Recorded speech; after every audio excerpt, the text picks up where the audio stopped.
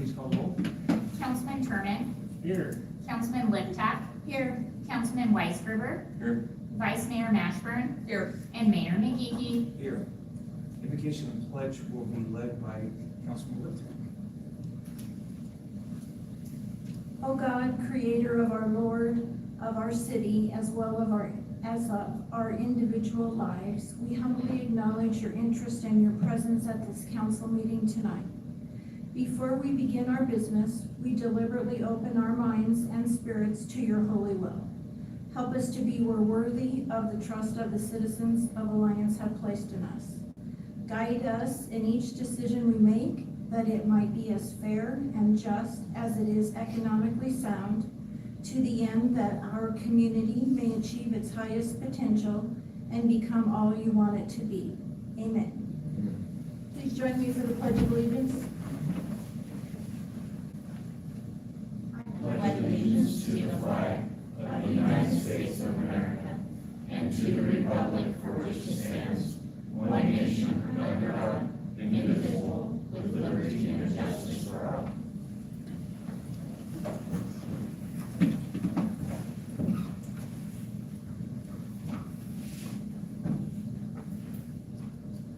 For the public's reference, a copy of the open meetings law was posted on the northeast corner of this room in the audience area. This posting complies with the requirements of the Nebraska legislature. First item on the agenda tonight is the consent calendar. Approval of minutes, payroll, claims, and council proceedings. Alliance Volunteer Fire Department roster update, resolution 25-17, golf work cart budget transfer, resolution 2518, parks V-plow budget transfer, resolution 2519, landfill dozer repair, resolution 2520, Downey drilling well bid award, resolution 2521, Rust Airport building lease renewal, resolution 2522, Jellinek Airport building lease renewal, resolution 2523, tree donation acceptance, and resolution 2524, landfill Baylor bid award, and resolution 2525, First Interstate in additional funding. Mr. Mayor, I make a motion that we approve the consent calendar. Second. We have a motion and a second. Is there any discussion? Just kind of clarify, Shannon, if you have a moment, guys, you guys have quick questions just for the record.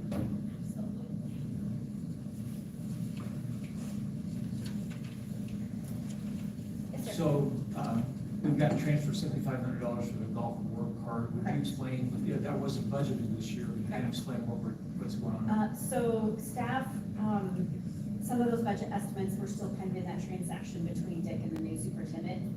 And so some of those budget numbers we hadn't revised. Anyway, long story short, they were able to save a significant amount of money on the sprayer that was in the budget for this year.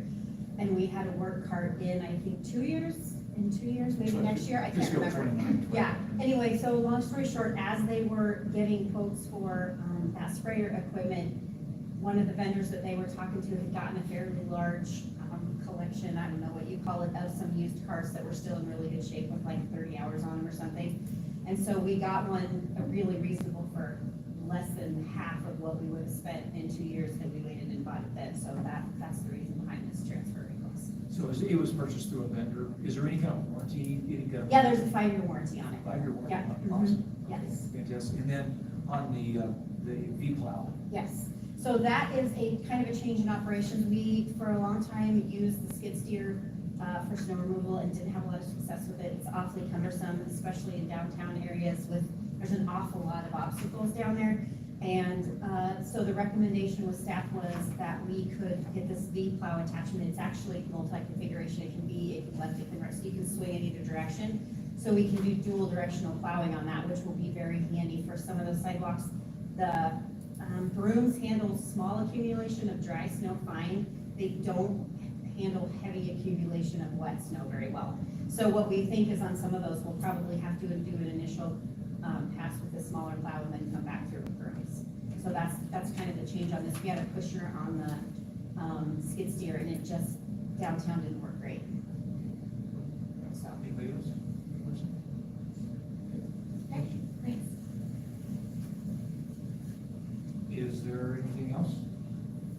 they still gonna be able to paint the First Interstate in, or are they giving up on that? Once weather cooperates. The guy takes over March 15th.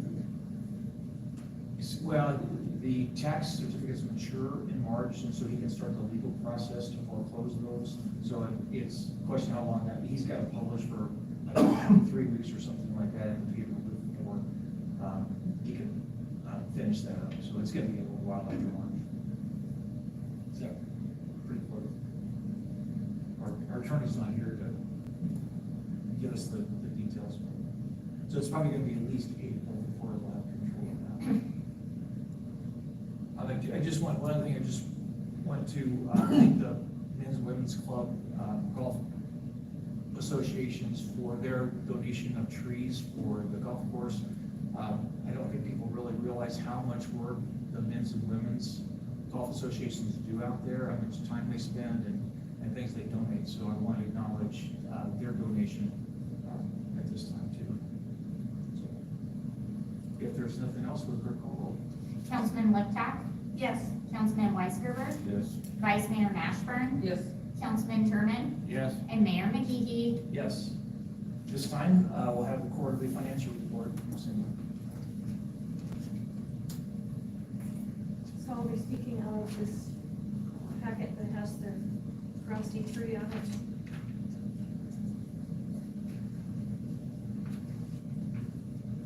And I will start, unless anybody has any questions on pages 1 through 3, I'll go ahead and just go to the report that begins on page 4.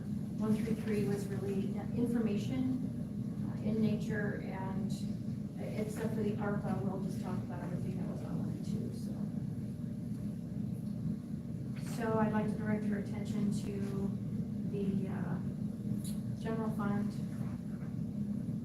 Property taxes will be the first thing I talk about.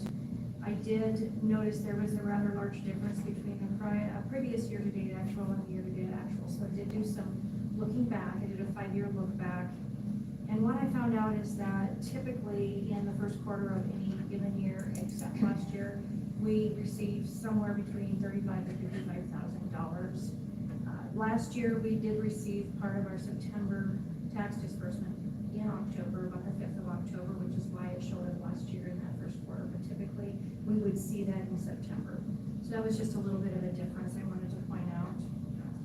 The general fund revenue excluding transfers last year, remember, had the Marion residents pass-through grant for the new daycare. That affected both the previous year-to-date actual under the general fund revenue and also, again, under the total city administration under expenses. So I just wanted to point out those would be differences between last year and this year that are just easy to explain with that grant pass-through. Then transfers from other funds, the $111,047 was the ARPA and the tourism transfers that we noted on page 1 and 2 there as well.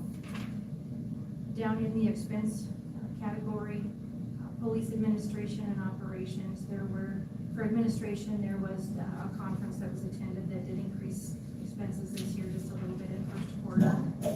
Under the operations, we also saw the Gray Key annual license, so that was, I believe that was somewhere in the neighborhood of $35,000. So that's why that jumped up just a little bit there.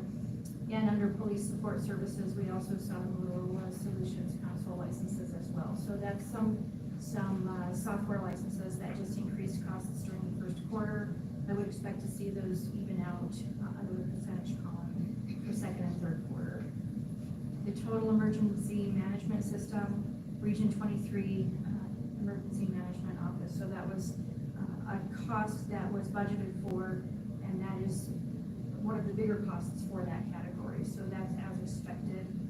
Under firefighting, we see just a little bit of an increase over the 25% you would see for expenses due to the ESO software solution software, excuse me. We also then, in ambulance, we had a vehicle repair that increased that cost there a little bit. And then total municipal building, we also, this year, we have some custodial services this year, so that will increase the cost in each quarter now. but appreciate the fact that we do have custodial services in a municipal building now. It's been really good. A little bit of a water and electric increase in total parks. Also got increase there. And then total marketing, we'll just kind of see some different things happening there as we contracted that tourism out to a third-party provider. Carhenge had a little extra inventory that they got during the first quarter, so that accounts for the little bit of increase there. And then I would also then direct your attention to the capital outlay report. That's the capital report that you see at the end of the financial report. In each category, or in each fund rather, you'll see all of the projects that are committed for this year, as well as the ones that we've already started, and those costs associated with that. Any questions on the general fund? Okay. So then in the electric fund, we do see that first interdepartment loan to the refuse under electric loans from and to other funds for $300,000. That there will be additional loans to refuse, and you'll hear about those when they come up. We did budget for those, and as we start working a little more diligently and go further with those projects and capital expenses, you'll see those come up. I'll remark on those when we get there in those other quarters. Total generation, a little bit of a difference between last year and this year, and so I did look at that to see what that was, and that was really a bulk fuel purchase. And you'll see that come up in quarter number 2 this year instead of quarter number 1. It just didn't get to that one quite in the first quarter. And again, kind of a big difference in capital outlay just due to timing and when those projects are going to get started. Anything on electric? Under the refuse fund, we do see that loan from electric also represented there under the borrowings. We also see in total refuse collection, we do see an additional cost this year over last year, and that is due to some replacement receptacles. So we did order some more bins, and those are replacement bins. So those will replace current bins that are out that need to be replaced because of their condition. There was also a pretty significant capital expenditure during first quarter, and that has to do with those water meters or radios, whatever we're calling those. Very large purchase, and now they'll be installing those, I'm guessing, probably for most of the year to get those all installed now. Anything on refuse? I don't have much to say on the sewer fund, just not a lot happening there. You can look at the numbers. If you have any questions, please let me know. Under the water fund, under administration, we do have some changes there in the fees. The the enterprise fees, transfer fees that we talked about, that you also saw on page 2 of your packet, just expecting those to come in a little bit less because we did adjust those downward. Seth adjusted those downwards. I think we're 12% on water, so that's to be expected. The water treatment, we did spend a little bit more in this first quarter on chemicals. So we'll cover that cost there, and then of course the capital outlay, the water meters there. I don't have anything really on golf course unless anybody has questions. And I think I'm skipping now to page 9 unless anybody has something on some of those earlier funds. Public safety tax fund, about 3/4 down the page on page 9. Just looking at the upcoming, nothing this quarter, but upcoming transfers to general fund include the ambulance, some radios, repeater, backups, tough books, and vehicles. We'll see that the budget there is $599,725, nothing in the first quarter, but we will be looking for those later on in the year. The state E911 funds, we do get a monthly disbursement for E911 funds. The commitment this year by the city manager was to go ahead and start rebuilding reserves for the E911 funds, not spend those, so we can start saving for those projects later on. We did have to spend down our E911 funds under the old program. Remember, we had to use all of the funds that we had saved by 2026. So we went ahead and used those in the 23-24 year. We are now free to go ahead and start building that reserve back up unrestricted. Under the administration internal service, we do see a little bit of a decrease in the accounting portion of that fund, and that is due to giving up ClearGov, which was about $36,000 a year. So we are doing our budgeting in a little different fashion at this time.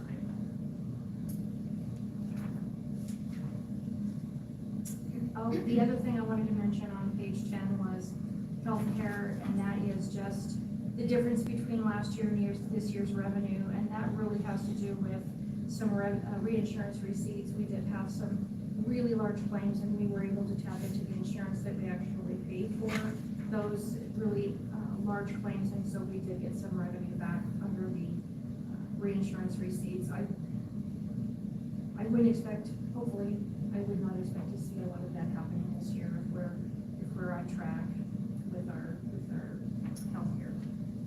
Is there any questions on that portion of the report? I don't know how much you want me to go through on some of the other summaries that we have. I'll touch base really quickly on the bank accounts. I do just want to kind of stress the importance of the fact that our interest rates are now going down again. So the 5.10 and the 5.3 that we have been enjoying on some of our CPs and CDARs, we are renewing those now, and we'll renew those throughout the year. The one that I just renewed, obviously it doesn't reflect in this report, but the one I just renewed that was due up on the 30th of January is now at 4.3. So that's where the interest rates are going. But it was sure nice while it lasted to get some of that higher interest. Yes. Any other questions on the bank accounts? That information is then represented according to fund, and then presented in additional ways on page 15, so that you can see which financial institutions that we use. And I do, when CDs and CDRs come up, I actually send out an email to the local financial institutions, and I try to get us the best interest rate that is offered. So that's why we have holdings in different places. And then the last 3 pages are the capital improvement report, and you can just have a look at your leisure on the things that we've already gotten, the projects that we've already started, and everything that's scheduled or slated to come up throughout the year of 24-25. Any questions for me today? Questions? Okay. Thank you very much. Okay. So I want to make a motion to accept the financial report? I'll second.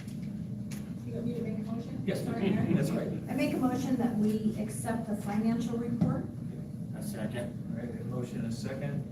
Is there any discussion? Again, with the clerk call the roll. Councilman Weisgerber, Yes. Vice Mayor Mashburn, Yes.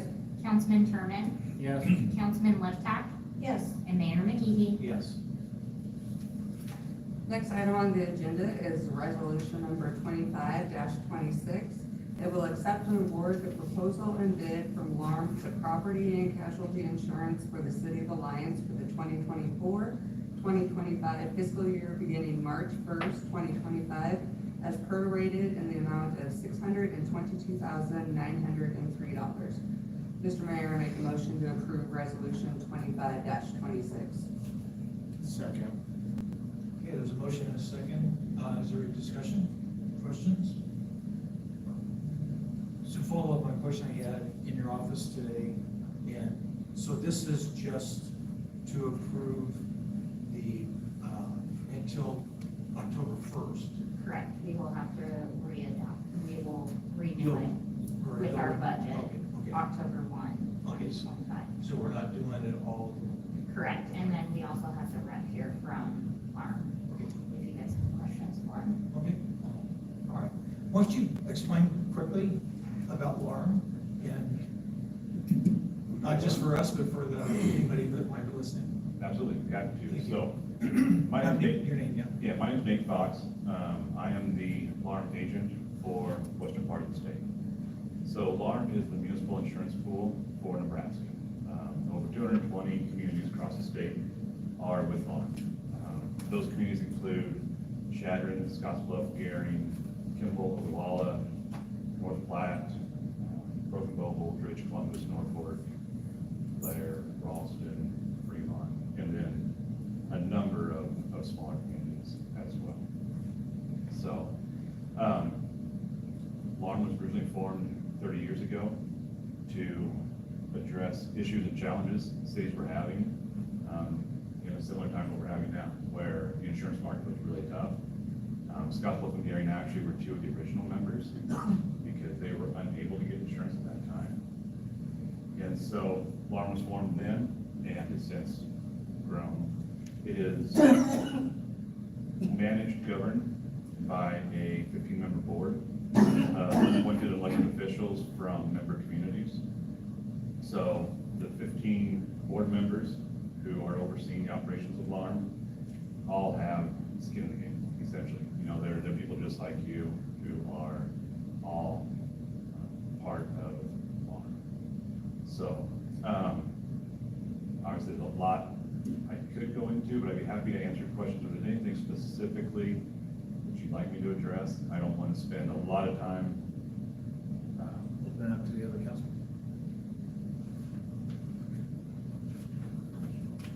Shelby did a fantastic job of presenting the information. I don't think I have any questions. How is it able to afford such a low deductible on wind and hail per occurrence compared to insurance companies across the nation? I mean, I'm very shocked by this, and could you just explain how that works? How is it possible with you guys? Absolutely. So, LARM is an insurance pool. And so what it is, 220 plus members go together and pay in their premium contribution. LARM then, as an organization, goes and buys high deductible insurance. So LARM then has a retention on property losses, wind and hail related property losses of $450,000 per occurrence. So what it is basically, you know, with all these communities going together, then there's one buying power, and two, there's sufficient reserves there to be able to afford to cover that bottom end exposure on a big loss. By taking on that bottom end exposure, it gives them bargaining power with the reinsurance companies that they buy coverage from. So LARM goes and buys coverage from standard large insurance companies, A and A plus rated companies. And so, basically to your question, by LARM taking the bottom end of the exposure, they're able to negotiate a lower deductible. They can then pass that on to the members and make it work, so. And where this is just the state of Nebraska, unlike insurance companies across the U.S., something that floods in North Carolina and fires in California, those do not affect us. It's only occurrences of storms and damage within the state of Nebraska, correct? Or Somewhat. Okay. So, storm damage in Nebraska, hailstorms especially, those will directly affect LARM. You know, just because, like any insurance policy, you have claims, companies don't like that. The broader, you know, national picture, those reinsurance companies that they buy from, you know, they have reinsurance on a number of companies around the country. So it is possible, and at times, if those companies, those reinsurance companies get hit really hard in a different part of the country, then the reinsurance rates may go up a little bit, but it's not going to be nearly as direct as having a bunch of storms here in Nebraska. So, I guess to answer your question, it does affect us some. You know, we're not completely immune to what happens around the country. There is still some effect on reinsurance rates. Are you just Nebraska, or you cover? Just Nebraska, yes. If you're familiar with NERMA or alley cap, they're similar. So NERMA is counties, alley cap is schools. Same setup, just different entities. Anyone else? Casey? No. All right. Thank you very much. Thank you. Anyone else want to speak to that?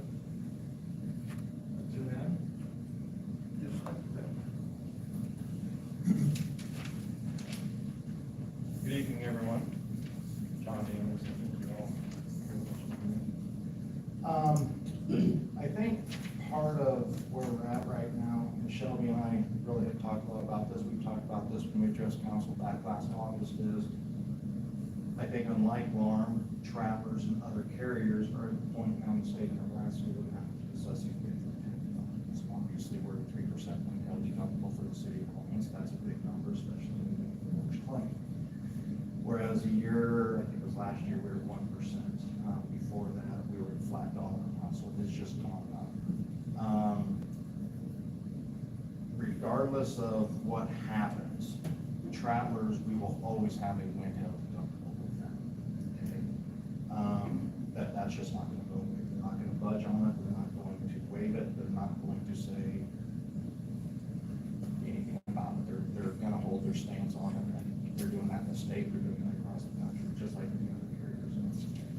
And so, one of our, I guess, one thing that we would like to approach with council, and we have done this in the past, I believe Shelby's first year, and then with Tara, we had approached when these buy-down deductibles when it first came out. I think due to the cost and some of the significant rate increase that the city was gonna take on, they were shut down pretty quickly. We were talking 250 to 300,000 in premium.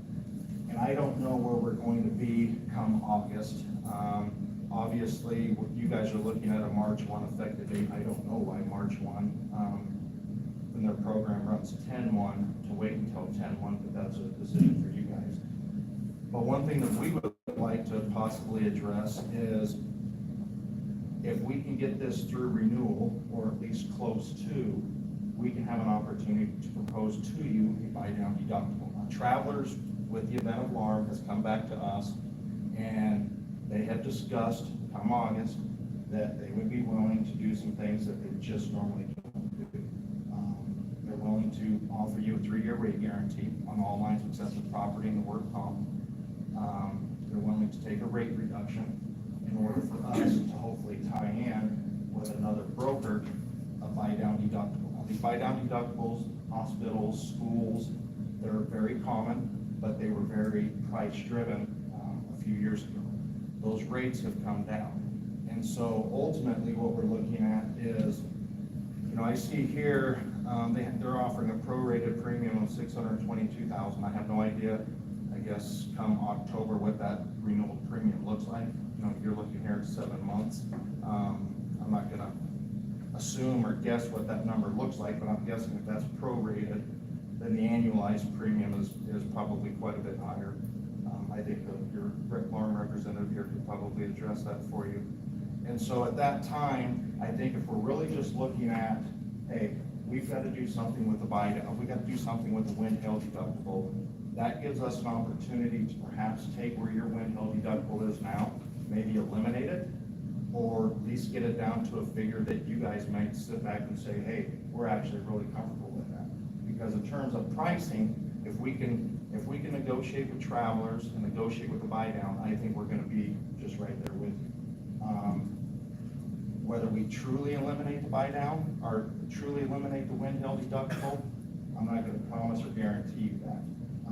But we can get there. It's just a matter of what that is going to cost and where that's gonna put your total account in comparison to what one is offering. So outside of that,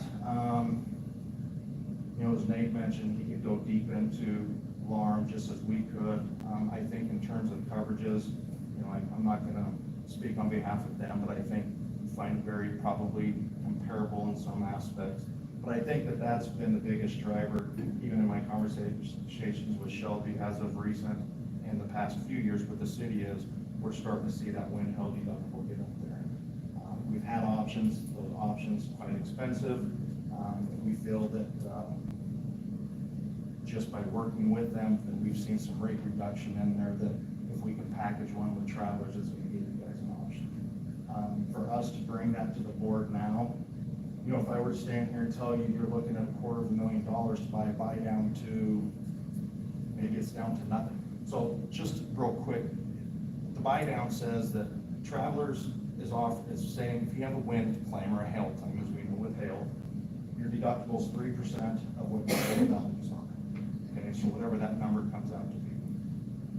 The buy down says we will pay premium for another policy that in the event that we have a claim here, we're gonna have a claim here with our buy down deductible, and that's gonna essentially buy off what your deductible is, and it's gonna put you at a number that you wanna be at. So if the city said, we want to self-insure 100,000, that's what we'll buy it down to. The city says we want to self-insure at nothing, we can buy it down to zero. I don't know what that cost looks like. And so we could propose that now or over time, but I can't tell you until we approach that August renewal what those numbers look like.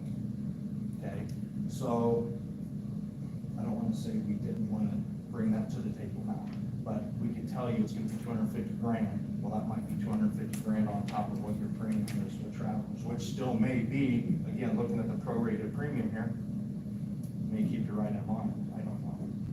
So, other than that, that's really my primary concern. What I really wanted to just be in front of you guys with to discuss that. So. Questions? Since you were approached last year, January of '24, how come, in August with renewal, this buy down wasn't, or incentives to stay with Travelers, why wasn't any of this brought forward? That's a good question, I don't know. Because you're asking us to wait now until August, when we've given you since January to come to us with. I haven't been, the only thing I've been asked about since January was just loss runs that Lauren was looking at the account. We didn't know if Lauren was gonna quote the account.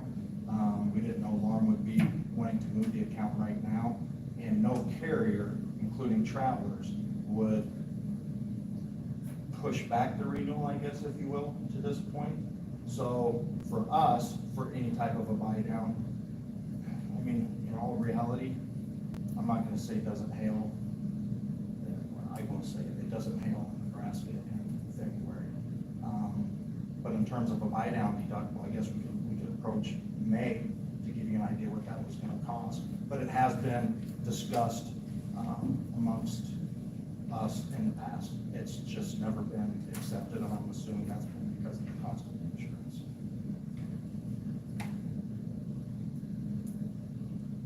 But where you've known that we were looking, would it have been in Travelers' best interest to approach us in August at renewal time with? Yes, but we didn't have these discussions last August in terms of, hey, we have concerns, are there any options outside of that? Yeah, that wasn't a discussion with those that I was discussing with, I guess.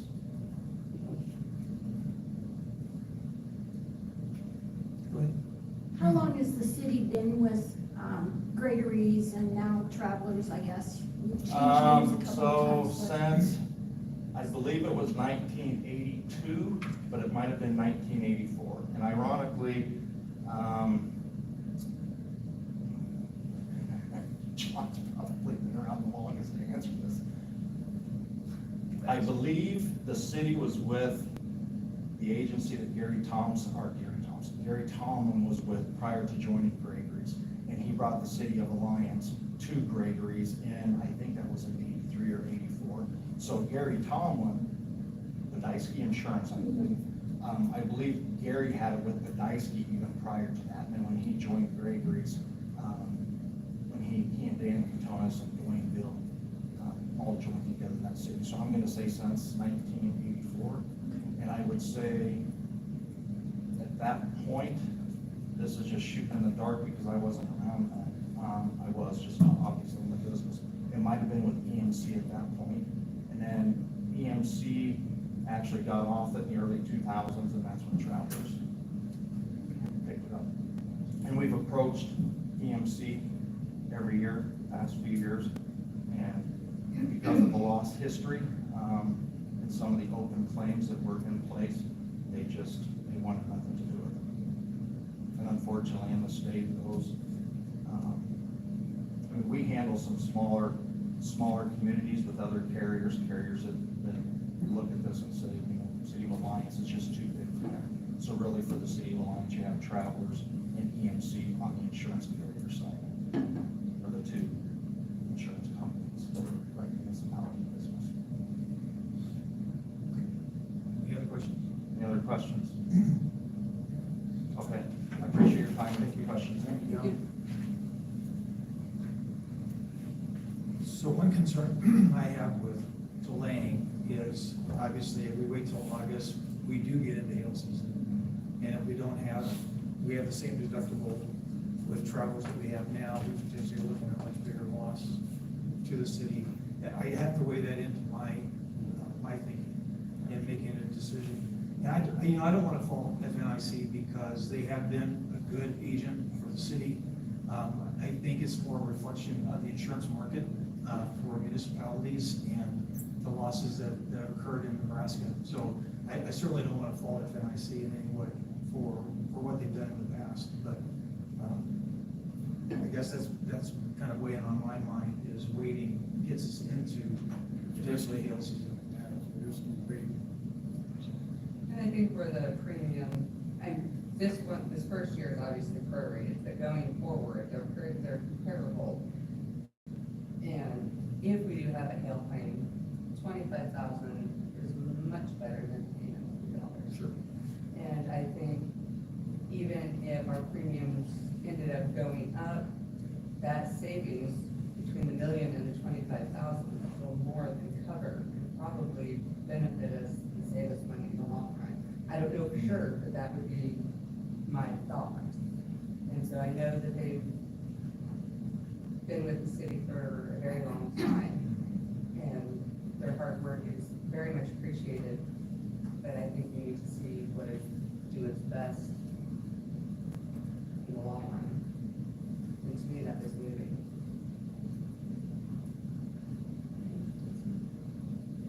And we do already know what our renewal rate will be. Yeah, it'll be, so the quote that they gave us for the whole year at the 5% discount, which was the $1,058,000, will be the renewal price in October. Which could be adjusted if we reevaluate property values. Yes, which with the we city. have scheduled depending on what you decide the first week of March, and we'll go through that. Okay, all right. Is that correct? Yeah. Step up there, so. Yeah. Yes, that's correct. So because this is a midterm, prorated term, yes, the rates will be the same rates in October. So all alarm policies run 10/1 to 10/1 to match the fiscal year. Yeah, so you get your renewal numbers in July, which is very helpful. Cities love that for budgeting purposes. It makes it much easier for that. But yes, as you said, the one thing that could change that October number is if we adjust any of the coverages. So if we increase building values or add buildings, equipment, whatever it might be, it's possible it could go down too, if we end up eliminating some things. There's a couple things that I think are worth looking at that might save a little money too. So, those will affect the overall total, but the rates themselves will stay the same. I want to clarify that. Anything else? Thank you very much again. If there's no other questions or anything, then clerk, would you please call roll? Vice Mayor Mashburn, Yes. Councilman Turman, Yes. Councilman Liptak, No. Councilman Weisgerber, No. and Mayor McGee. Yes. Next item is resolution number 25-27. It is, will accept and enter into an interlocal agreement with the Lease Association of Risk Management under the Intergovernmental Risk Management Act and Interlocal Cooperation Act, State of Nebraska. Mr. Mayor, I make a motion to approve resolution 25-27. Second. So we have a motion and a second. I assume that this is just something we have to adopt in order to be able to be a participant in. Correct, we have to have the interlocal agreement to be part of the farm. Any other questions? All right, will the clerk please call the roll? Councilman Turman, Yes. Councilman Liptak, No, Councilman Weisgerber, No, Vice Mayor Mashburn, Yes. and Mayor McGehee. Yes.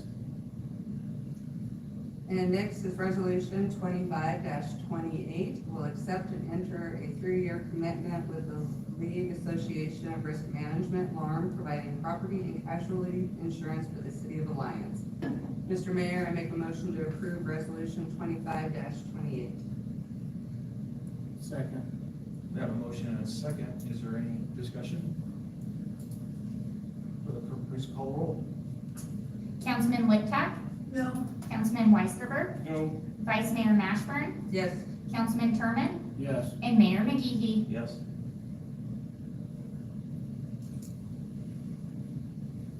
my turn. Yes, sir. Item D on tonight's agenda, resolution number 2529, interior interim refuse rate schedule amendment. Resolution number 2529 will accept and approve the amended interim refuse rate schedule for disposal of solid waste. I still haven't got that right item work right. And the next page, there we go. No, next one. Did you want to make a motion, Dave? I'd like to make a motion to accept resolution number 2529. Second. We have a motion and a second on resolution number 25-29. I think might be a little discussion on this. Seth, this was in response to the last meeting. We asked you to come back with some interim, lower cost refuse rates for small businesses and that type of thing. So you might explain kind of where you came from and So what we're looking at. previously, the 90-gallon containers that you would find at most residential locations that don't have an alley was not available to commercial, and so this rate schedule would allow that. With the smaller businesses, you don't need as much as a 2 or 3 cubic yard container. Also included in that revised schedule are some rates for nonprofits. In particular, at the last meeting, the discussion on churches also opens it up with a individual rate for them with all of the 90-gallon, the 2 cubic yard and the 3 cubic yard containers available.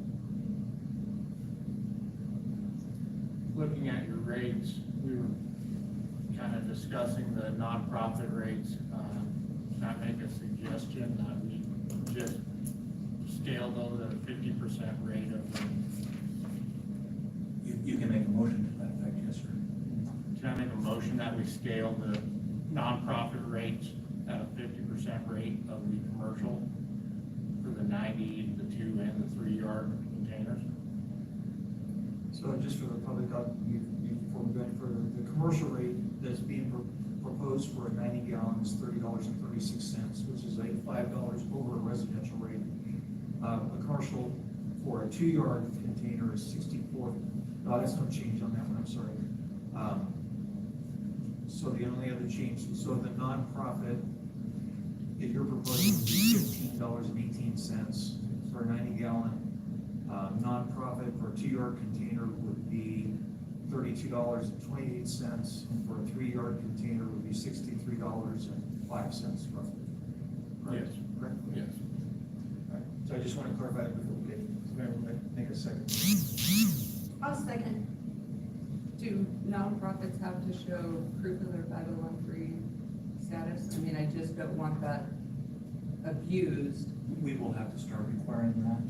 Previously, they were not separated in any aspect, so we will have to start gathering that information when they come in to set up their accounts.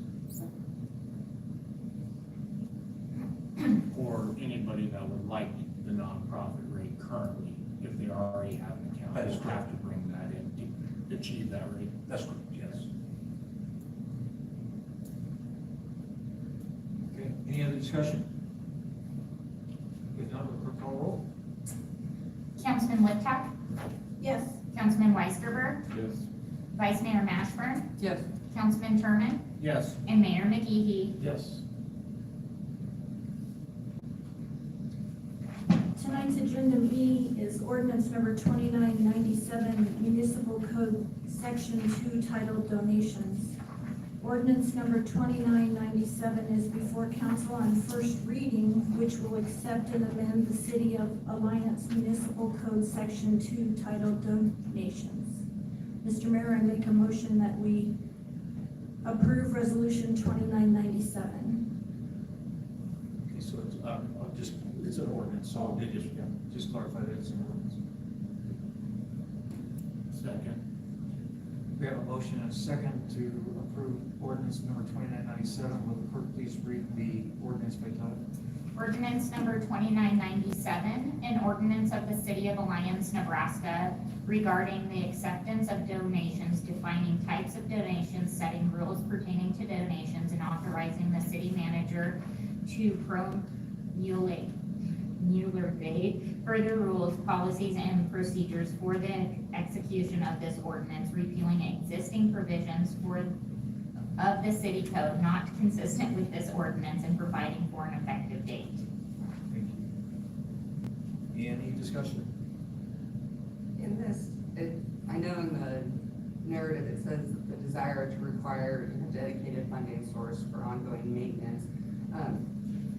Did I miss it in the actual ordinance of where it says that that needs to be done to accept? Was that not in the It's ordinance? here. I'm That's 7 under F, it's F, item 7. The city shall not accept donations which require that the city agree to maintain the gift in perpetuity unless such a donation is accompanied by an endowment, et cetera, et cetera. So it's, Okay, I just must have missed Yeah, that. I that's just fine. wanted to clarify that that was in there.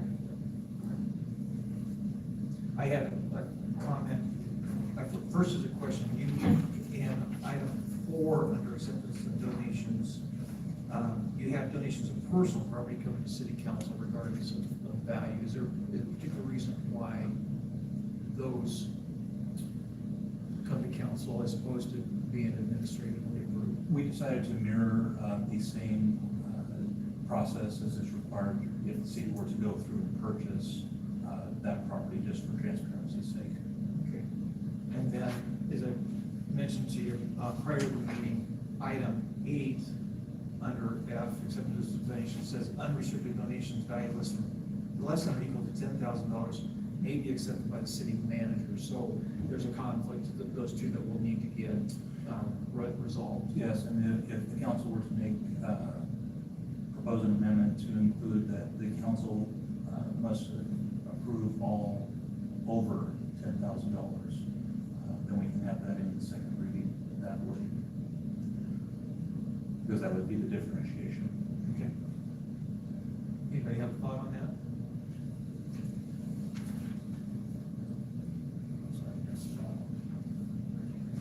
Yeah, do we need to make a motion on that? Yeah, we'd have to amend the ordinance as presented, so we'd have to make a motion to amend the ordinance. To city council, anything over 10,000 or everything? To make it coincide with F4.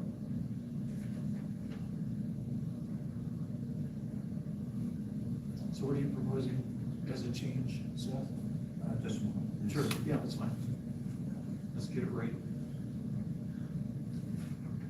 All right, it's going a little.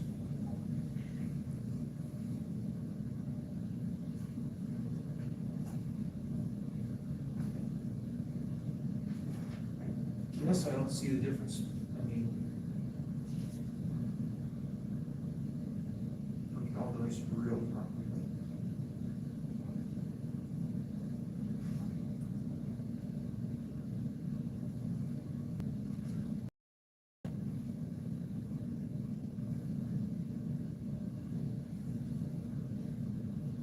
We want anything other than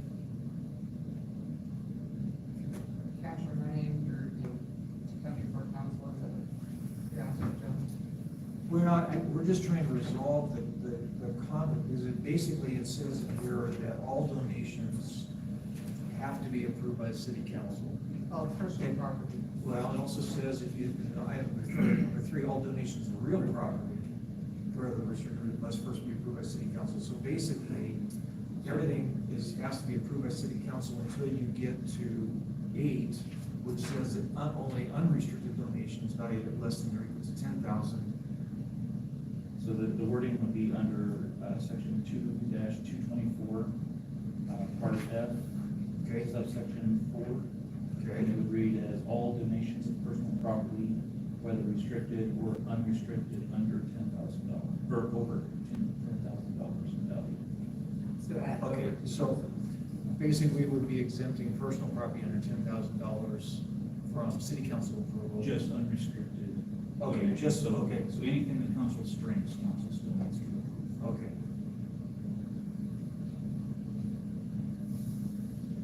I'll make a motion that we amend item 4, that all donations of unrestricted personal property less than $10,000. I'm sorry, how did you have that worded, Seth? I think that's the gist.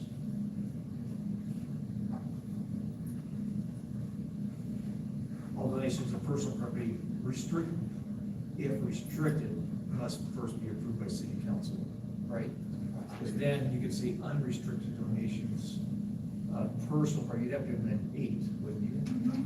You'd have to amend 8 to say personal property.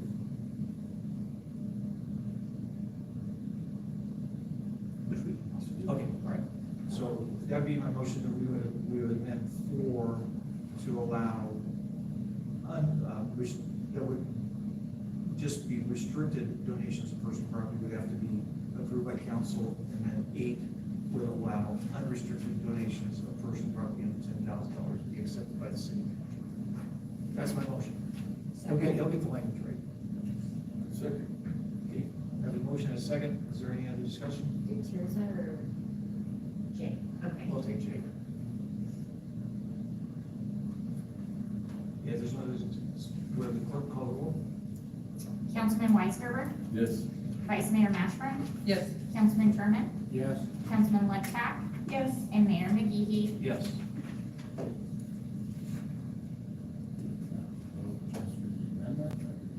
Is that, yeah, Shelby, is that just for the amendment, or is that for the amended ordinance? That would be, you make the motion for the amendment, and now we need to make For the the ordinance. roll call for the ordinance to Okay. pass it on first reading. Okay, all right. If there's no other discussion, will the clerk please call the roll? Councilman Sherman, Yes. Councilman Ledpack, Yes. Councilman Weisgerber, Yes. Vice Mayor Mashburn, Yes. and Mayor McGehee. Yes.